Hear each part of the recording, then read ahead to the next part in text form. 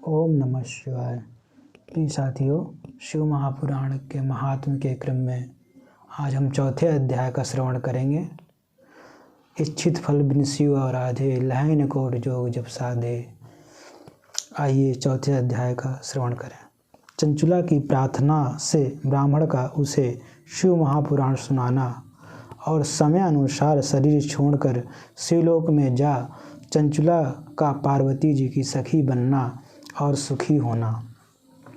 ब्राह्मण बोले, नारी, सौभाग्य की बात है कि भगवान शंकर की कृपा से शिव पुराण की इस वैराग्य युक्त कथा को सुनकर तुम्हें समय पर चेत हो गया है।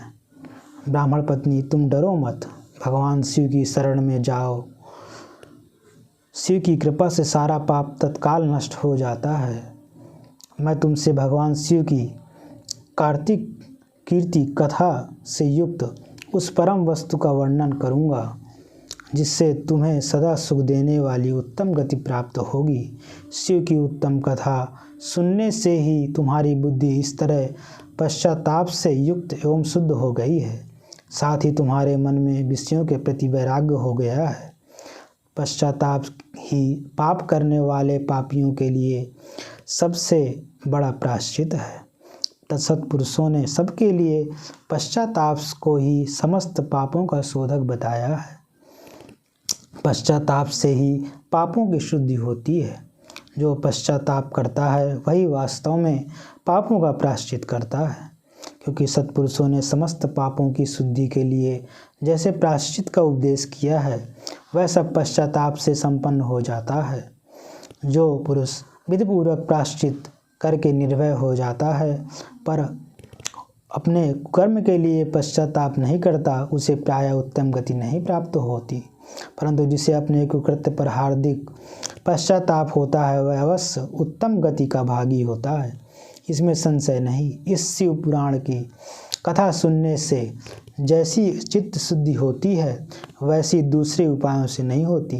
जैसे दर्पण साफ करने पर निर्मल हो जाता है, उसी प्रकार इस शिव पुराण की कथा से चित्त अत्यंत शुद्ध हो जाता है, इसमें संशय नहीं है।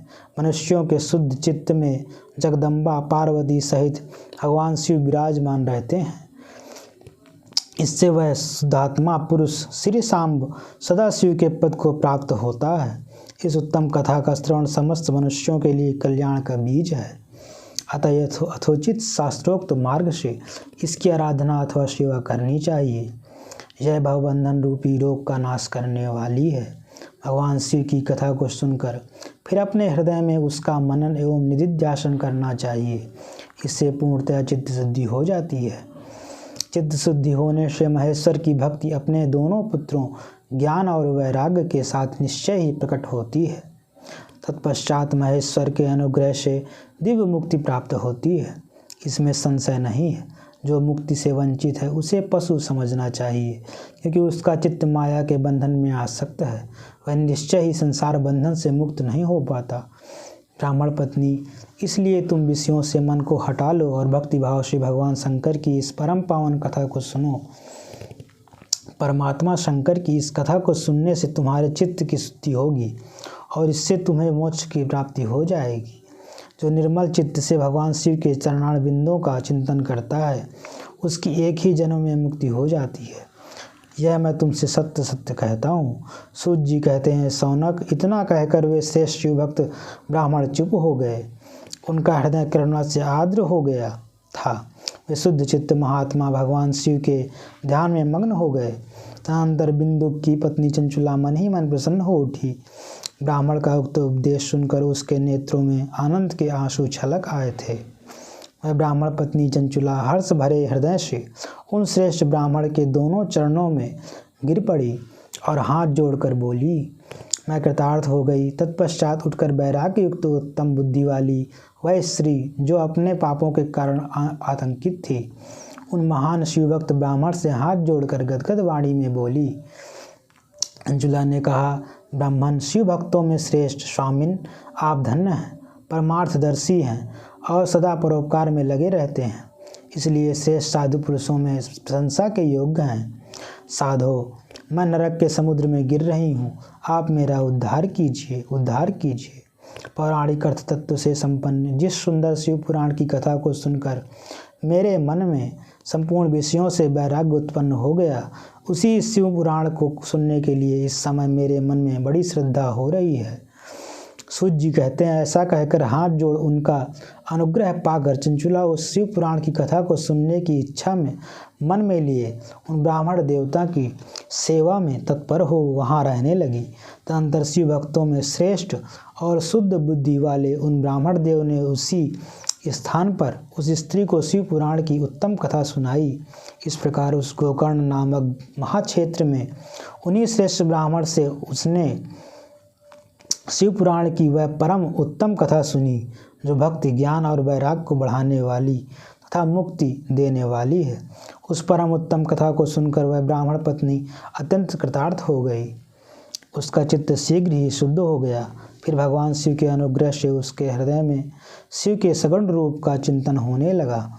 इस प्रकार उसने भगवान शिव में लगी रहने वाली उत्तम बुद्धि पाकर शिव के सच्चिदानंदमय स्वरूप का बारंबार चिंतन आरंभ किया। तत्पश्चात समय के पूरे होने पर भक्ति, ज्ञान और वैराग्य से युक्त हुई चंचुला ने अपने शरीर को बिना किसी कष्ट के त्याग दिया। इतने में ही त्रिपुर शत्रु भगवान शिव का भेजा हुआ एक दिव्य विमान द्रुत गति से वहां पहुंचा, जो उनके अपने गणों से संयुक्त और भांति भांति के शोभा साधनों से संपन्न था। चंचुला उस विमान पर आरूढ़ हुई और भगवान शिव के श्रेष्ठ पार्षदों ने उसे तत्काल शिवपुरी में पहुंचा दिया।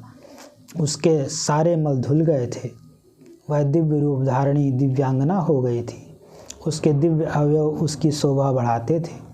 मस्तक पर अर्धचंद्र का मुकुट धारण किए वह गौरांगी देवी शोभाशाली दिव्य आभूषणों से विभूषित थी। शिवपुरी में पहुंचकर उसने सनातन देवता त्रिधारी महादेव को देखा। सभी मुख्य देवता उनकी सेवा में खड़े थे। गणेश, भृंगी, नंदीश्वर तथा वीरभद्रेश्वर आदि उनकी सेवा में उत्तम भक्ति भाव से उपस्थित थे। उनकी अंग कांति करोड़ों सूर्यों के समान प्रकाशित हो रही थी। कंठ में नील चिन्ह शोभा पाता था। 5 मुख और प्रत्येक मुख में 3-3 नेत्र थे। मस्तक पर अर्धचंद्राकार मुकुट शोभा देता था। उन्होंने अपने वामांग भाग में गौरी देवी को बिठा रखा था, जो विद्युत पुंज के समान प्रकाशित थी। गौरीपति महादेव जी की कांति कपूर के समान गौर थी। उनका सारा शरीर श्वेत भस्म से भासित था। शरीर पर श्वेत वस्त्र शोभा पा रहे थे। इस प्रकार परम उज्ज्वल भगवान शंकर का दर्शन करके वह ब्राह्मण पत्नी चंचुला बहुत प्रसन्न हुई। अत्यंत प्रीति युक्त होकर उसने बड़ी उतावली के साथ भगवान का बारंबार प्रणाम किया। फिर हाथ जोड़कर वह बड़े प्रेम, आनंद और संतोष से युक्त हो विनीत भाव से खड़ी हो गई। उसके नेत्रों से आनंद अश्रुओं की अविरल धारा बहने लगी। तब संपूर्ण शरीर में रोमांच हो गया। उस समय भगवती पार्वती और भगवान शंकर ने उसे बड़ी करुणा के साथ अपने पास बुलाया और सौम्य दृष्टि से उसकी ओर देखा।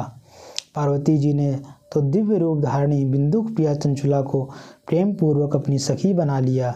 वह उस परमानंद घन ज्योति स्वरूप सनातन धाम में अविचल निवास पाकर दिव्य शौक से संपन्न हो अच्छे सुख का अनुभव करने लगी। ओम नमः शिवाय।